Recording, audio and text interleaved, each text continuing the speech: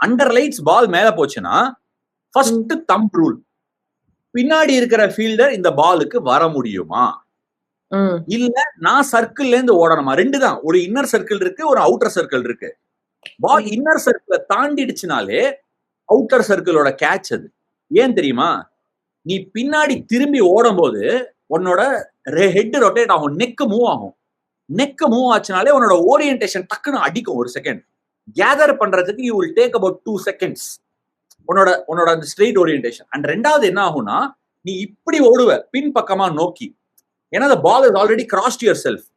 போகும்போது அந்த பால் கடைசியில என்ன பண்ணும்னா, it will come and leave you, அப்படி லைட்டா வெளில போகும். ஏன்னா டாப் எட்ஜ் பட்டிருக்கு, it is having back spin on it, வெளியில போகும்.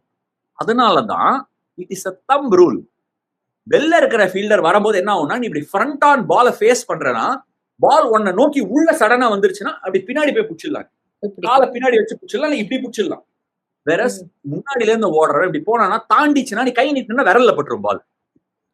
ஓகே, இதுல என்ன அழகுனா, அது வெளியில போன உடனே சனகாவோட கேட்ச்.